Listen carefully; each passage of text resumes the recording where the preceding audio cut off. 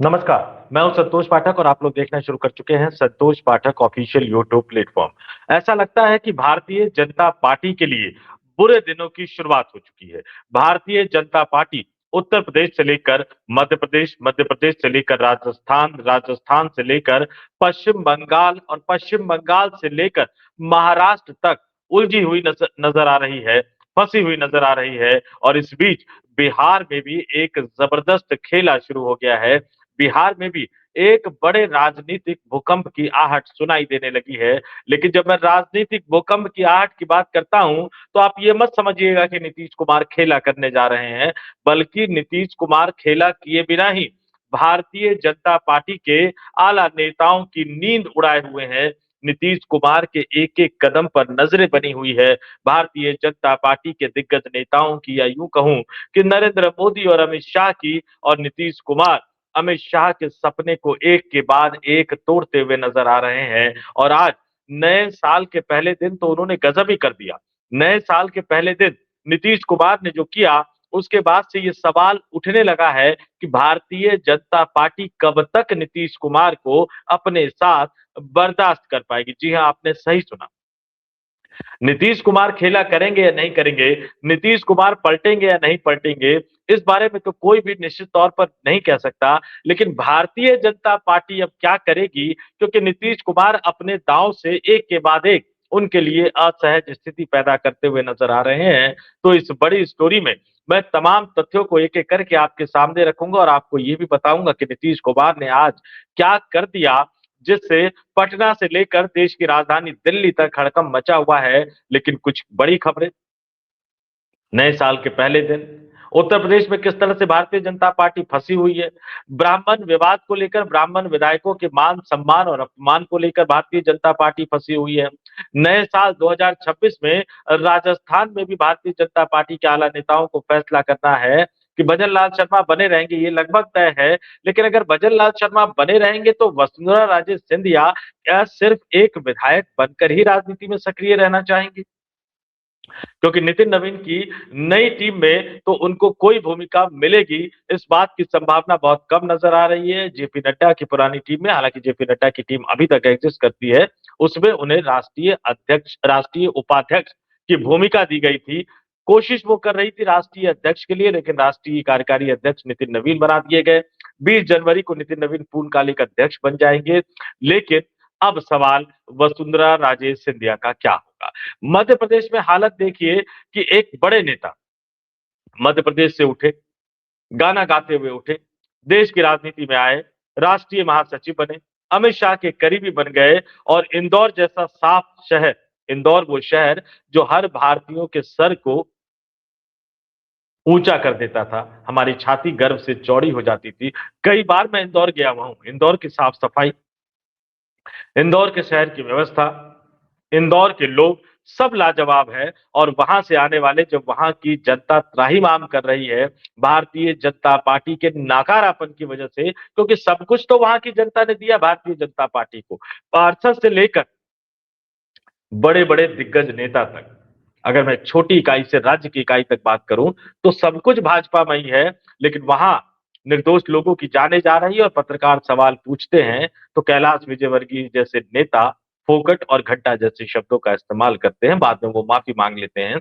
लेकिन ये बताता है कि मध्य प्रदेश भारतीय जनता पार्टी में सब कुछ ठीक ठाक नहीं चल रहा है। और कैलाश विजयवर्गीय को क्या कहें, जबकि भारतीय जनता पार्टी के दिग्गज नेता, सरकार और संगठन दोनों को चलाने वाले भारतीय जनता पार्टी के पूर्व राष्ट्रीय अध्यक्ष और देश के वर्तमान गृह मंत्री पश्चिम बंगाल में जाकर पत्रकार के सवाल पर चिढ़ते हुए नजर आते हैं, पत्रकार के सवाल पर परेशान होते हुए नजर आते हैं और अजीब तरीके से जवाब देते हुए नजर आते हैं। ये तमाम चीजें बताती है कि भारतीय जनता पार्टी के नेता किस तरह से दिमागी रूप से तनावग्रस्त होते जा रहे हैं, परेशान होते जा रहे हैं, क्योंकि हर तरफ जो है वो सत्ता की ताकत जाती हुई दिखाई दे रही है। और इस बीच बिहार के मुख्यमंत्री नीतीश कुमार ने क्या कर दिया, देखिए।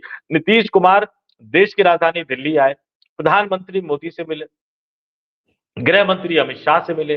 प्रधानमंत्री मोदी गृह मंत्री अमित शाह से मिले, बाद में खबर चलाई गई कि भाई निशांत कुमार की लॉन्चिंग को अमित शाह ने हरी झंडी दिखा दिया। अरे भैया, नीतीश कुमार एक अलग पार्टी के मुखिया हैं, और अगर उनकी पार्टी का फैसला अमित शाह करने की हालत में होते, 2-4 नेता ज़रूर बीजेपी के दबाव में आ गए हैं या बीजेपी के साथ एक तरह से नज़र आ रहे हैं। लेकिन अगर वो होते तो क्या नीतीश कुमार को मुख्यमंत्री बनने देते? तो निशांत कुमार की लॉन्चिंग कब होगी, कैसे होगी, ये फैसला नीतीश कुमार को ही करना है। लेकिन नीतीश कुमार निशांत कुमार की लॉन्चिंग की पुरजोर तैयारी कर रहे हैं, नए साल के पहले दिन।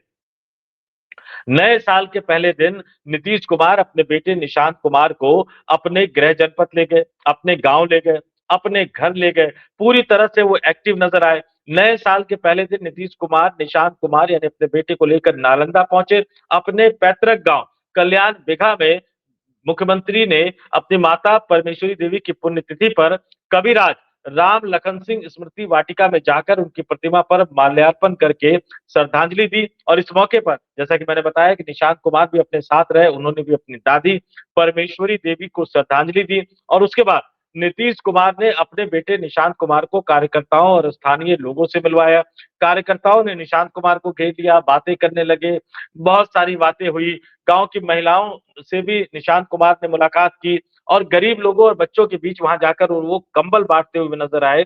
गेस्ट हाउस की कुछ तस्वीरें भी सामने आ गई जिसमें नीतीश कुमार अपने बेटे निशांत कुमार के साथ नाश्ता करते हुए नजर आ रहे हैं और उस दौरान भी पार्टी के कई नेता और कार्यकर्ता उनके साथ बैठे हुए नजर आ रहे हैं। जिस तरह से अपने गाँव लेके कार्यकर्ताओं से मिलवाया, कंबल बँटवा रहे हैं, लोगों से बात करवा रहे हैं, महिलाओं से बात करवा रहे हैं। ऐसा लग रहा है कि नीतीश कुमार जो है, वो लॉन्चिंग का फैसला तो बहुत पहले कर चुके थे। मैंने अपनी एक स्टोरी में आपको पिछले साल ही बताया था। लेकिन अब जो है, निशांत कुमार की लॉन्चिंग की तैयारी बिल्कुल आखिरी फेज़ में चली गई है और ये सिर्फ़ आज ही नहीं किया, बल्कि इस बात को ऐसे भी समझिए कि मुख्यमंत्री आवास पर भी निशांत कुमार लगातार पार्टी के नेताओं से, कार्यकर्ताओं से और समाज के अलग-अलग क्षेत्र से जुड़े प्रतिष्ठित लोगों से लगातार मुलाकात कर रहे हैं, यानी निशांत कुमार की जान-पहचान का दायरा बढ़ाया जा रहा है। और इसी के साथ बीजेपी की दिक्कतें बढ़ गई है। इसी के साथ बीजेपी की समस्याएँ बढ़ गई हैं। बीजेपी क्यों परेशान है? बीजेपी क्यों दुखी है? बीजेपी की दिक्कतें क्यों बढ़ रही है? बीजेपी की परेशानी क्यों बढ़ रही है? इन तथ्यों को आपके सामने रखने से पहले ज़रा आपको ये बता देता हूँ कि भाई निशांत कुमार बनेंगे क्या? तमाम जगह ये खबरें निकल कर सामने आ रही है, तमाम जगह ये बातें निकल कर सामने आ रही है कि निशांत कुमार को अगर नीतीश कुमार राजनीति में लाएँगे, तो बनाएँगे क्या? आप सांसद विधायक छोड़ दीजिए, वो सांसद राज्यसभा के बनेंगे या एमएलसी बनेंगे या कोई विधानसभा सीट खाली होगी तो उपचुनाव में विधानसभा में जाएँगे या फिर आने वाले दिनों में इंतज़ार करके थोड़ा-सा लोकसभा में जाएँगे। विधानसभा, लोकसभा, राज्यसभा, विधान परिषद, इन तमाम चीज़ों को किनारे रख दीजिए। ये तय है कि इनमें से कोई एक जगह तो वो जाएँगे, लेकिन जो सबसे बड़ा सवाल भारतीय जनता पार्टी को परेशान कर रहा है कि नीतीश कुमार, निशांत कुमार को बनाएँगे क्या? क्या अपनी सरकार में सीधे तौर पर मंत्री बनाएँगे? हालाँकि सूत्र ये बता रहे हैं कि इस बात की संभावना कम है कि नीतीश कुमार अपने बेटे निशांत कुमार को अपनी ही सरकार में मंत्री बनाएँगे। दूसरी संभावना जो सबसे ज़्यादा जताई जा रही है कि क्या बिहार के मुख्यमंत्री नीतीश कुमार जो हैं, वो उन्हें सीधे पार्टी की कमान सौंप देंगे। इसकी संभावना भी थोड़ी-सी कम दिखाई दे रही है। आपको बता दूँ कि जनता दल यूनाइटेड के वर्तमान में राष्ट्रीय अध्यक्ष नीतीश कुमार खुद है, लेकिन डे टू डे फंक्शनिंग के लिए, डे टू डे कामकाज के लिए उन्होंने संजय झा को राष्ट्रीय कार्यकारी अध्यक्ष बना रखा है। तो क्या वो राष्ट्रीय अध्यक्ष बनाएँगे निशांत कुमार को या राष्ट्रीय कार्यकारी अध्यक्ष बनाएँगे? और तीसरा सवाल जो अभी तक दूर की कौड़ी माना जा रहा है, लेकिन वो सवाल भी उठाया जा रहा है, पूछा जा रहा है कि क्या नीतीश कुमार अपने बेटे निशांत कुमार को सीधे बिहार का मुख्यमंत्री बना देंगे? यानी नीतीश कुमार मुख्यमंत्री का पद छोड़ेंगे, सक्रिय राजनीति भी एक तरह से छोड़ देंगे, पद वाली संवैधानिक पद वाली राजनीति, पार्टी की कमान सँभाले रखेंगे। लेकिन मुख्यमंत्री आवास अपने पास बरकरार रहे, इसको देखते हुए अपने बेटे निशांत कुमार को सीधे-सीधे मुख्यमंत्री बना देंगे। इन तीनों सवालों के बारे में एक-एक करके तथ्य मैं आपके सामने रखूँगा। पहला तथ्य तो मैंने आपको बता दिया है कि उन्हें अपनी सरकार में मंत्री नहीं बनाएँगे निशांत कुमार। दूसरा तथ्य मैंने आपको बता दिया है कि उन्हें सीधे राष्ट्रीय अध्यक्ष नहीं बनाया जाएगा। लेकिन जो बाकी की संभावनाएँ और तीसरा एक और मैंने बता दिया कि सीधे बिहार का मुख्यमंत्री भी नहीं बनाया जाएगा। लेकिन जो चौथी संभावना है, वो चौथी संभावना भारतीय जनता पार्टी को ज़्यादा परेशान कर रही है, क्योंकि नीतीश कुमार पुराने नेता माने जाते हैं, शातिर नेता हैं और गुजराती लॉबी को लगातार बिहार के चुनावी मैदान में वो पटखनी देते हुए नजर आ रहे हैं, तो वो अपने बेटे निशांत कुमार को फिलहाल मुख्यमंत्री नहीं बनाएंगे, राष्ट्रीय अध्यक्ष नहीं बनाएंगे, अपनी सरकार में मंत्री नहीं बनाएंगे, वो अपने बेटे निशांत कुमार को नेता बनाने की तैयारी कर रहे हैं। जी हाँ, आपने बिल्कुल ठीक सुना, नेता बनाने की तैयारी कर रहे हैं और सीधे राजनीति में घुसकर कोई बड़ा पद हासिल कर लेने वाला व्यक्ति नेता नहीं बन पाता, क्योंकि जब विदाई होती है तो लंबे अरसे तक उसको सीखने में वक्त निकल जाता है। अखिलेश यादव से पूछ लीजिएगा। पहले मुलायम सिंह यादव के साए में राजनीति की शुरुआत उन्होंने की, लेकिन बहुत ज्यादा सक्रिय नहीं रहे। जब ताकत आने लगी तो सीधे मुख्यमंत्री बन गए। गलत सलत जो भी फैसले वो उन्होंने किए। अब जाकर उनको एहसास होता है कि मैं दोबारा मुख्यमंत्री बना तो अधिकारियों के साथ अलग तरीके से डील करूंगा, मीडिया के साथ अलग तरीके से डील करूंगा, कई बातों का उनको पछतावा है।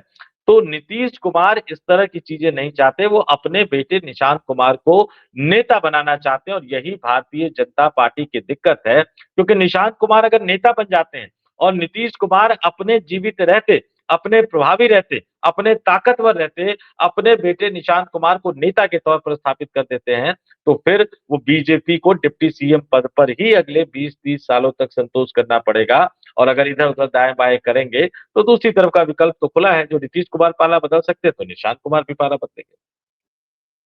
जो हमारे सूत्र ये बता रहे हैं कि निशांत कुमार की एंट्री जनता दल यूनाइटेड में संजय झा के पद को हटाकर, यानी संजय झा की विदाई की जाएगी और उनकी जगह पर जनता दल यूनाइटेड के जो राष्ट्रीय कार्यकारी अध्यक्ष है, उसकी जिम्मेदारी निशांत कुमार को दी जा सकती है। और उसके बाद नीतीश कुमार अपने करीबी 2-3 नेताओं को उनके साथ लगाएंगे। अगर राज्यसभा भेजेंगे तो भी, एमएलसी बनाएंगे तो भी, और फिर उन्हें पूरे बिहार का भ्रमण करने को कहा जाएगा। बिहार के एक-एक जिले और एक-एक मंडल में जाकर जनता दल यूनाइटेड के नेताओं, कार्यकर्ताओं के साथ तो संवाद करेंगे ही वो। इसके अलावा जो जनता दल यूनाइटेड का जो कोर वोट बैंक है, नीतीश कुमार का जो कोर वोट बैंक है, उन मतदाताओं के साथ भी संवाद करते हुए नजर आएंगे। महिला मतदाताओं के साथ खास तौर से संवाद करेंगे। ओबीसी, ईबीसी, दलित, महादलित, इन मतदाताओं के साथ खास तौर से संवाद करने की कोशिश करेंगे, ताकि बिहार की जनता और निशांत कुमार का जो कनेक्ट है, वो ठीक उसी तरह से बॉन्डिंग जो है दोनों के बीच में मजबूत हो, जैसे कि बिहार की जनता और नीतीश कुमार के बीच में बॉन्डिंग मजबूत है।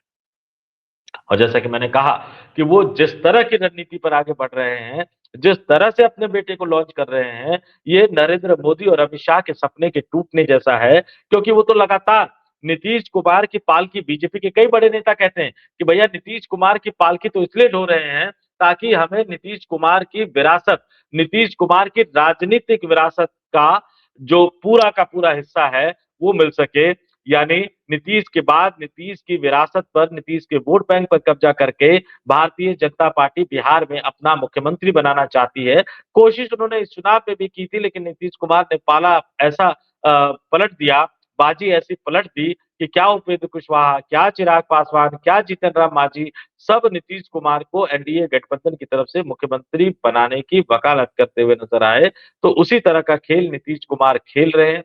और निशांत कुमार को एक राजनेता के तौर पर अगर वो स्थापित कर देते हैं, तो बड़े आराम से फिर आने वाले समय में, हालांकि इस विधानसभा में उसकी संभावना थोड़ी-सी कम नजर आ रही है, लेकिन अगले विधानसभा में वो अपने बेटे को मुख्यमंत्री बनाकर सक्रिय राजनीति से अलग होना चाहेंगे।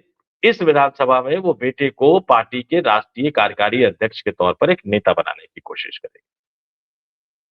नीतीश कुमार के करीबी सूत्रों के हवाले से खबर यही आ रही है और इसी खबर ने भारतीय जनता पार्टी को परेशान कर रखा है। याद दिला दूं कि अपनी एक स्टोरी में मैंने आपके सामने खुलासा किया था कि अमित शाह ने राजीव रंजन सिंह और लल्लन सिंह, संजय झा और नीतीश कुमार के एक करीबी अधिकारी को बुलाया था अपने आवास पर और बैठक में उनसे पूछा था कि भैया नीतीश कुमार अपनी राजनीतिक विरासत और अपने उत्तराधिकार को लेकर क्या सोच रहे हैं।